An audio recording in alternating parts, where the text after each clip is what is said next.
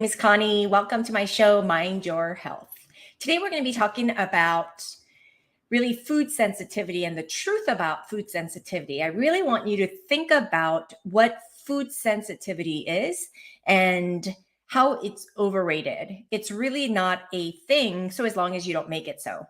Now, I do understand that some people do truly have food intolerances. And yes, while certain foods might make you have some symptoms, I want you to just entertain the idea that it might not be the food. The food might trigger it, but your gut lining, right? It protects you from the outside world is too permeable.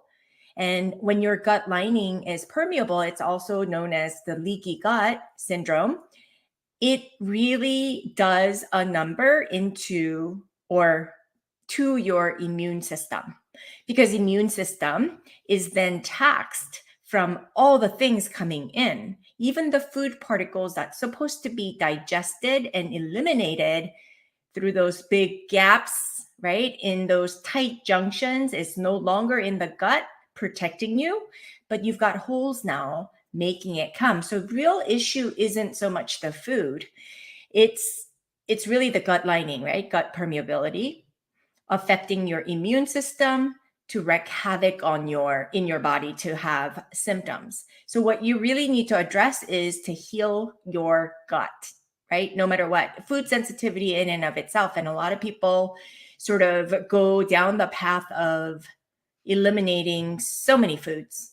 And we're in this world of eliminating all the foods to where many of the patients that I know, I was one of those patients where we're down to like 5 foods that we can eat. And when you have limited amount of foods that you're eating, you can't tolerate food, you live in fear. And when you live in fear, it doesn't help your microbiome in your gut, because scientific evidence shows that stress is what makes our microbiome be very unbalanced, right? So that's a topic for a whole another day. But for today, I want you to go with me with food sensitivity, how that affects your immune system. It's not necessarily the food, so you don't want to demonize the food, make a problem out of nothing. It's yet another effect due to gut permeability causing food sensitivity to improve or enhance or really hijack the immune system to where your body is responding in that way to cause symptoms in your body. And the truth is, there's an increase in the number of people with food allergies and sensitivities.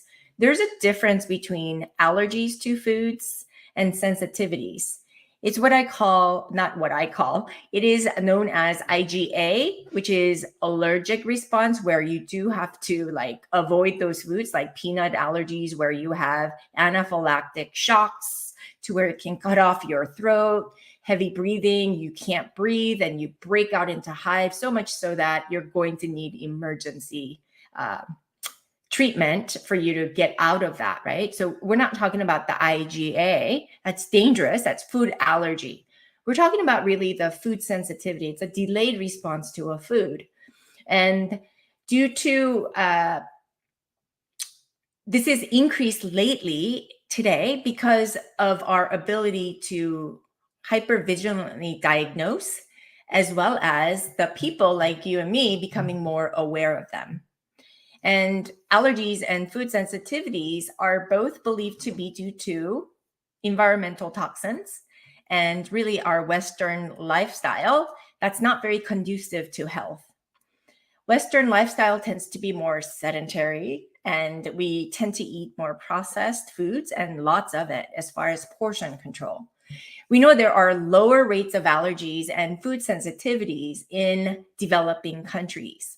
And they're saying, scientists and really theorists are saying, this may be due to pollution, diet, less exposure to microbes, which directly influence our immune system. Because in the developing countries, there's not enough hygiene, not as much as we have over here, as well as in developing country, there's a lot of locomotion. We walk, or they walk a lot. There's a lot of physical movement, right?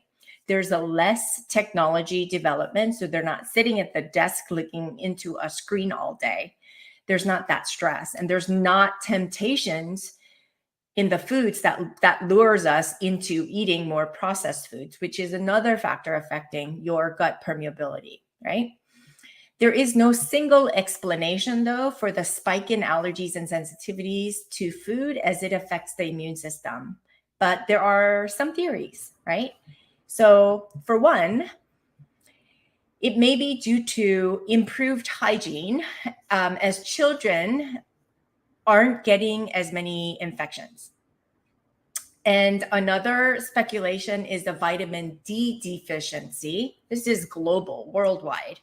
And because people don't spend as much time in the sun, we're, like I said, trapped up inside, sitting in front of a computer screen rather than the sunshine. And the vitamin D deficiency has nearly doubled in the last decade alone. And there are testing for food sensitivities. However, it's important to note that such tests have not really been scientifically proven to be accurate or reliable. I took this test, very extensive, expensive test, and I did it for my whole family. My boys were little back then, and we found that everything that we pretty much eat on the regular, we were sensitive to. So, and I found this to be true for all of my patients. And I was at that point trying to figure out to get to the underlying issue of my autoimmunity. So I did everything. But essentially, elimination diet plan led me to maybe about 6 foods that I would regularly eat. And I would have this chronic bouts of irritable bowel syndrome. I self-diagnosed myself as SIBO. I had many gut issues, right? And it's true that there are many food sensitivity tests out there, right? But I believe it's doing more harm than good from my experience and my humble opinion, because it creates unnecessary fear around food, causing people to restrict foods versus getting to the root cause of their sensitivity, which is the gut permeability issue. We're going to talk more about what you can do practically every single day to help yourselves. Elimination of foods won't cure you of it, I promise. It'll only make your immune system weaker. Why? Simply because the more you eliminate the foods, less nutrient, you might potentially get nutrient deficient. Also, most importantly, you limit the diversity of the microbacteria in the gut. Here again, the topic of the microbiome, as I mentioned, it's a whole different topic. So subscribe if you haven't done so already, and make sure you tune in because I have weekly podcasts that go out like this. So how does that affect us?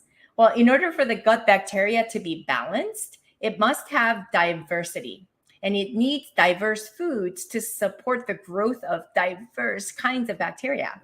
The more foods one eliminates, the diversity of the bacteria also decreases. And food sensitivity is really a result of gut permeability, like I said, also known as leaky gut. When the gut barrier is not tight enough, it lets the toxins in the foods or toxins in the foods as well as the toxins to enter. While the foods entering is fine, your body can use and eliminate what it doesn't need. What happens is it sends a message to the immune system. And at first, it's able to sort of keep the checks and balances. But over time, the immune system inevitably stays in a state of hyperreactivity because it's constantly coming in an influx because the doors are not shut in your gut, right? So to speak, the windows are all open and you have like a mosquito problem. What do you have to do? You have to shut the doors, right? In this state, the immune system overreacts, and as a result, it gets weaker. It's unable to discern toxins from foods, creating inflammation in the body. And if it persists, it can lead to other illnesses. And when the inflammation sets in the body, that's when the body reacts with symptoms like rash, fatigue, headaches, all the things that we complain about with gut issues, right? Cramping in the tummy, what have you. I believe in the name of holistic medicine, we're often overzealous in searching for the cause, and we want to demonize things. And we forget the bigger picture. And we forget that whole is bigger than the sum of its parts. That if we're not careful, we can create fear, which in turn worsens the sensitivity. Or we're looking for demons where there is no demons present. It is true that the quality of foods certainly have declined over the years. We know that. Not only are our meats and vegetables riddled with pesticides, different hormones, and the conditions of our vegetation as well as animal stocks, they're not the healthiest. And then they're eating toxins from like genetically modified food, corn meals, and what have you that they're not supposed to eat. But its nutrients also in the soil itself is not what they used to be. To add to this, there are increasing amounts of processed and convenient foods all over to support our lifestyle. But the problem is they are full of chemicals that are used to enhance the taste, causing addiction sometimes, while having an eroding effect on the gut when you eat them, further perpetuating the gut permeability issue. And it doesn't help that our lives today don't promote movement, right?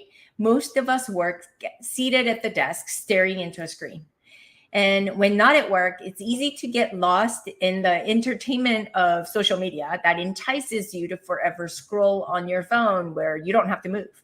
You just keep scrolling. This creates a stressful environment where we're mindfully absent from our own lives.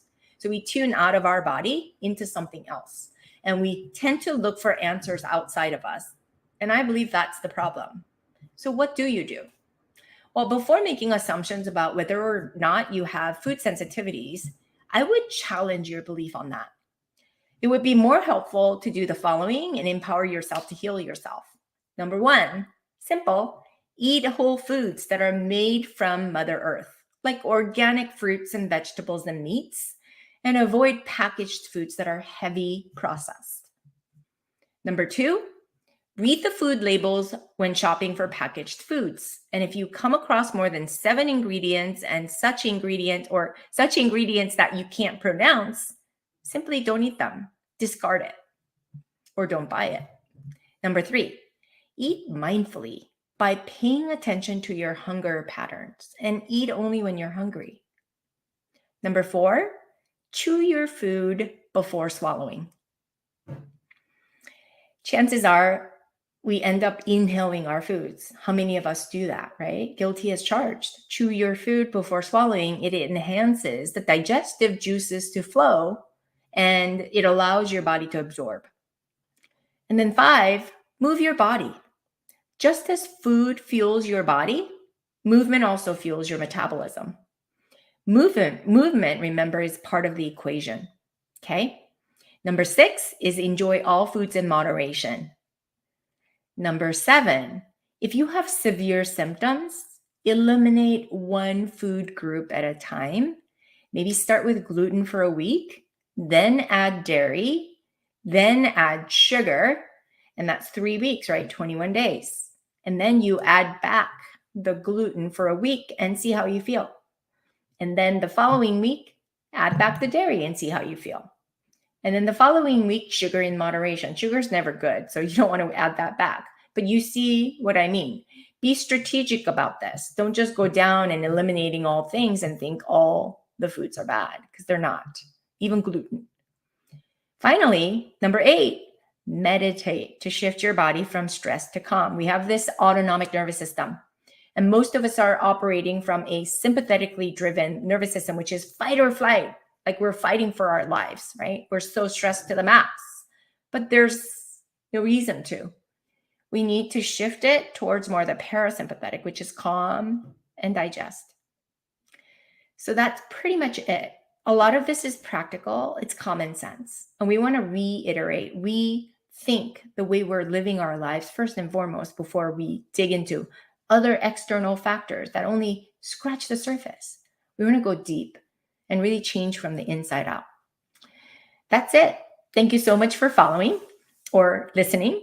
If you want more, I go over really significant topics, practical applications that you can engage in every single week, as well as I share a lot of tidbits through Instagram and TikTok.